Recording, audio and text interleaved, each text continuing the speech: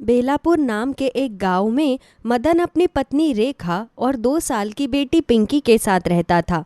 बहुत समय से रेखा की तबीयत खराब चल रही थी। मदन ने जैसे तैसे करके उसका इलाज भी करवाया, लेकिन भगवान को तो कुछ और ही मंजूर था। बहुत इलाज करवाने के बाद भी उसकी तबीयत ठीक नहीं हुई और कुछ समय बाद वो भगवान को प्यारी हो गई।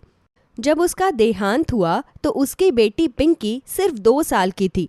मदन पूरे दिन खेतों में काम किया करता था, इसलिए वो ठीक से अपनी बेटी का ध्यान नहीं रख पाता था।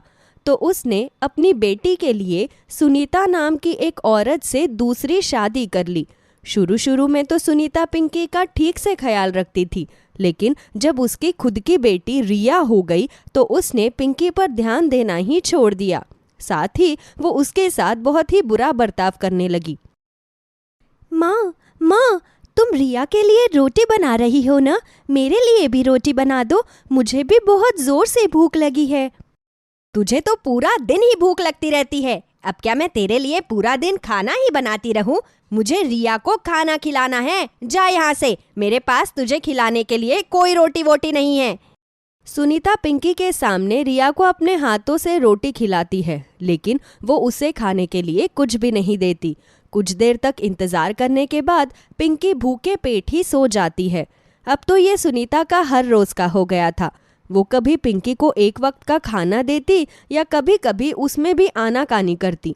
कुछ सालों बाद जब पिंकी बड़ी हुई तो उसने उसकी पढ़ाई भी छुड़वा दी और उससे घर का सारा काम करवाने लगी।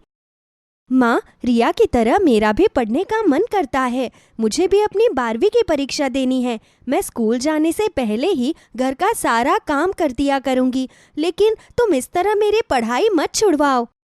आखिर करेगी क्या तू इतनी पढ़ लिख कर? चुपचाप बैठो, घर का काम सीख। कल को ससुराल जाएगी तो ये घर का काम ही तेरे काम आएगा। तेरी वो 12वीं की पढ़ाई काम नहीं आने वाली। जा चुपचाप सारे घर की सफाई कर। कुछ देर बाद रिया स्कूल से घर आती है। आ गई मेरी गुड़िया घर पर। बहुत थक गई होगी ना बेटा स्कूल में पढ़ाई करके? हाँ माँ, मुझे बहुत तेज भूख भी लगी है। जल्दी से मुझे खाना खिलाओ ना। हाँ, बस अभी खिलाती हूँ। अभी उस पिंकी को तेरे लिए खाना बनाने को कहती हूँ। पिंकी, अरे ओ पिंकी, कहाँ मर गई? जल्दी से यहाँ पर आ। हाँ, क्या हुआ माँ? क्या हुआ कि बच्ची, तुझे दिख नहीं रहा क्या? रिया स्कूल से आई है। जल्दी से उसके लिए ठंडा ठंडा शरबत और गरम गरम खाना लेकर आ। अभी लाती हूँ माँ। मुझे दाल चावल खाने हैं। तुम पिंकी से कहो मेरे लिए दाल चावल ही बनाएगी। सुन लिया ना क्या कहा रिया ने? जल्दी से उसके लिए गरम गरम दाल चावल बनाकर ला। पिंकी जल्दी से रिया के लिए गरम गरम दाल चावल बनाकर लाती है। ये ले बेटा, अब तू आराम से खाना खा। सुनीता रिया को अपने हाथों से खाना खिलाती है। तभी रिया पानी मांगने लगती है। पानी, इस दाल चावल के अंदर तो बहुत मिर्ची है, मुझे पानी ला कर दो। कल मुंही, अब खड़ी खड़ी मेरा मुंह क्या देख रही है? जा जल्दी से मेरी बेटी के लिए पानी लेकर आ। पिंकी रिया को पानी लाकर देती है। जब तुझे पता है कि ये इतनी मिर्ची नहीं खा पाती तो तूने दाल में इतनी मिर्ची डाली ही क्यों? मेरी बेटी से बहुत जलती है ना तू, इसलिए तूने ऐसा किया ना। तुझे तो मैं अभी बताती हूँ। लेकिन मैंने तो दाल में बहुत कम मिर्ची डाली थी माँ। चुप कर तू। अगर तूने दाल में कम मिर्ची डाली थी तो रिया का मुंह कैसे जल गया? एक तो जानबूझकर गलती करती हो, ऊपर से झूठ भी बोलती हो। सुनीता उठकर पिंकी के मुंह पर एक जोरदार तमाचा लगाती है। अगर आज के बाद तूने ऐसी हरकत करने की कोशिश की तो मुझसे बुरा कोई नहीं होगा। सुनीता जैसे ही पिंकी को थप्पड़ मारती है, वैसे ही मदन भी घर पर आ जाता है। सुनीता को इस तरह थप्पड़ मारता देखकर उसे बहुत बुरा लगता है। ये सब क्या हो रहा है सुनीता? मैं बहुत दिनों से देख रहा हूं कि तुम पिंकी के साथ बिल्कुल भी अच्छा बर्ताव नहीं कर रही। पहले तो तुमने यह कहकर पिंकी की पढ़ाई छुड़वा दी कि आजकल तुम्हारी तबीयत बिल्कुल ठीक नहीं रहती, तुम्हें घर के काम में पिंकी की मदद चाहिए, और अब तुम पिंकी पर हाथ उठा रही हो। इस पर हाथ ना उठाऊं तो मैं और क्या करूं जी? इसने रिया के लिए खाना बनाया था और उसमें जानबूझकर इतनी ज्यादा मिर्ची डाल दी। रिया ने जब कहा कि दीदी आपने इसमें इतनी ज्यादा मिर्ची क्यों डाली, तो इसने रिया को जोरदार थप्पड़ मार दिया।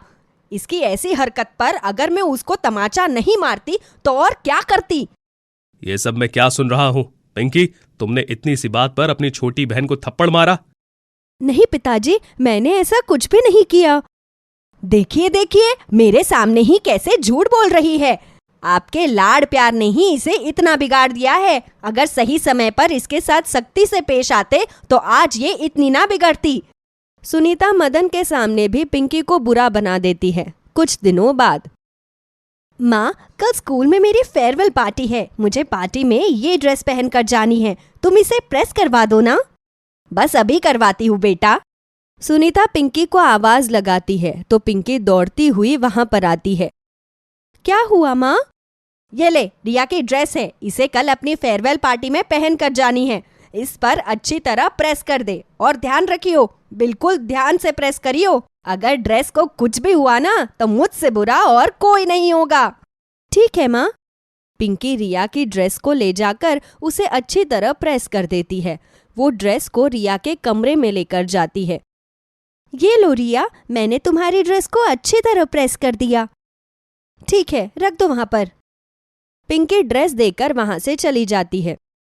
कितनी भोली है ये भी। ये ड्रेस तो मैं बाहर प्रेस वालों से भी प्रेस करवा सकती थी, लेकिन इससे इसलिए प्रेस करवाई ताकि इसे मैं माँ से पिटवा सकूं। मुझे तो ये ड्रेस वैसे भी पसंद नहीं है। मैंने तो पहले से ही दूसरी ड्रेस को अच्छी तरह तैयार करके रखा हुआ है। अब देखो मैं तुम्हें पिटवाने के लिए क्या करती हूँ। रिया खुद ही गर्म प्रेस से अपनी उस ड्रेस को जला लेती है और रोने की एक्टिंग करती हुई अपने माँ के पास जाती है। देखो माँ, इसने जानबूझकर मेरी ड्रेस को जला दिया। इससे मेरी खुशी देखी ही नहीं जाती। ये ड्रेस मुझे इतनी पसंद थी। अब मैं कल की पार्टी में क्या पहनूंगी माँ? इसकी इतनी हिम्मत कि इसने तेरी ड्रेस जलाई। आज तो ये मेरे हाथों से बचेगी नहीं। पिंकी, कहाँ है तू? जल्दी से यहाँ पर आ। हाँ माँ, क्या हुआ? क्या हुआ कि बच्ची, रिया ने तुझे अपनी ड्रेस प्रेस करने के लिए दी थी तो तूने उसकी ड्रेस ही जला दी। आज तू मेरे हाथों से नहीं बचेगी। रिया, जल्दी से जाकर कपड़े धोने वाली थपकी लेकर आ। ठीक है माँ, वैसे भी जब तक ये पिटेगी नहीं इसे अकल नहीं आएगी। लेकिन मैंने रिया की ड्रेस नहीं जलाई माँ। पिंकी सुनीता को बहुत समझाती है, लेकिन सुनीता उसकी कोई बात नहीं सुनती और कपड़े धोने वाली थपकी से उसे बहुत बुरी तरह पीटती है। पिंकी की आंखों से आंसू गिरने लगते हैं। बहुत हो गया तेरा ये रोना धोना। अब जल्दी से जाकर रात का खाना बना। आज खाने में आलू मटर की सब्जी बनेगी। जाकर मटर छील। पिंकी रसोई में जाकर मटर छीलने लगती है। तभी उसके हाथ से मटर उछलकर दूर गिर जाती है तो वो दूसरी मटर को छीलने लगती है। ऐसे ही दूसरी, तीसरी, चौथी सभी मटर उसके हाथ से उछल कर दूर जाकर गिरने लगती है। एक तो मैं वैसे ही इतनी परेशान हूँ, ऊपर से इन मटरों ने मेरा दिमाग खराब किया हुआ है। जिसे भी छीलने लगती हूँ वो उछलकर दूर गिर जाती है। हाँ, क्योंकि अगर तुमने हमें छील दिया तो हमारी सारी जादुई शक्तियाँ खत्म हो जाएगी। अरे, ये आवाज कहाँ से आई? हम हैं जादुई मटर, जरा यहाँ मुड़कर तो देखो। पिंकी जैसे ही मुड़कर देखती है तो उसे अपने सामने वो सभी मटर दिखाई देते हैं, जिनके हाथ पैर और प्यारी प्यारी आंखें भी थी। कहीं मैं दिन में सपने तो नहीं देखने लग गई? मुझे तो आज इन मटरों के भी हाथ पैर और आंखें नजर आ रही है। नहीं नहीं, तुम कोई सपना नहीं देख रही। हम सचमुच जादुई मटर है, इसलिए हमारे हाथ पैर है और हम तुमसे बात भी कर सकते हैं। लेकिन तुम हमें कुछ परेशान नजर आ रही हो और तुम्हारे हाथ पर ये चोट का निशान कैसा है? अगर कोई परेशानी है तो तुम हमें बता सकती हो। अगर मैं तुम्हें अपनी परेशानी बता भी दूं तो तुम क्या ही कर लोगे? छोड़ो, जाने दो। तुम हमारी शक्तियों पर संदेह मत करो। हम चाहे तो कुछ भी कर सकते हैं, बस तुम हमें अपनी परेशानी बताओ।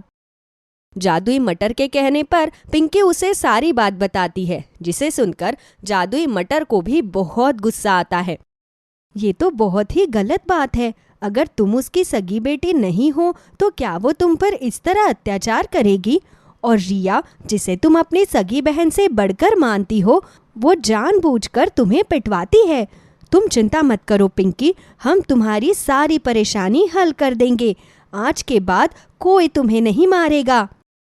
लेकिन वो कैसे? बस अब सब तुम हम पर छोड़ दो। सभी जादुई मटर वहां से उछलती हुई सुनीता और रिया के पास जाती है और अपने हाथों में एक एक डंडा लेकर उन दोनों की पिटाई करना शुरू कर देती है। तुम दोनों को बिल्कुल भी शर्म नहीं आती ना, पिंकी को पीटते हुए? मदन ने तुमसे इसलिए शादी की थी ताकि तुम पिंकी का ख्याल रख सको, उसकी माँ बन सको। लेकिन उसकी माँ बनना तो दूर, तुम उसके साथ दुश्मनों से भी बदतर व्यवहार कर रही हो, उसे इतनी बुरी तरह पीटती हो। तुम दोनों के साथ तो ऐसा ही होना चाहिए। हमें माफ कर दो, हम आज के बाद पिंकी के साथ कुछ भी गलत नहीं करेंगे, लेकिन हमें मारना बंद कर दो। हाँ, मैं भी कभी पिंकी को जानबूझकर नहीं पिटवाऊंगी, उसके साथ गलत व्यवहार नहीं करूंगी। तुम प्लीज हमें छोड़ दो ना। ठीक है, अगर तुम ऐसा कहती हो तो मैं तुम्हें छोड़ देती हूँ, लेकिन एक बात अच्छे से याद रखना, मैं हमेशा पिंकी के साथ रहूंगी। अगर तुमने फिर कभी पिंकी के साथ कुछ गलत करने की कोशिश की तो मैं तुम्हारा इससे भी बुरा हाल करूंगी। जादुई मटर की धमकी सुनकर दोनों माँ बेटी बुरी तरह डर जाती है। उस दिन के बाद वो फिर कभी पिंकी के साथ बुरा व्यवहार नहीं करती, उसके साथ बहुत ही प्यार से रहती है। और कुछ सालों बाद पिंकी के पिता उसके लिए एक बहुत ही अच्छा रिश्ता ढूंढकर एक अच्छे घर में उसकी शादी कर देते हैं, जिसके बाद पिंकी हमेशा के लिए खुशी खुशी अपने ससुराल में अपना जीवन बिताती है।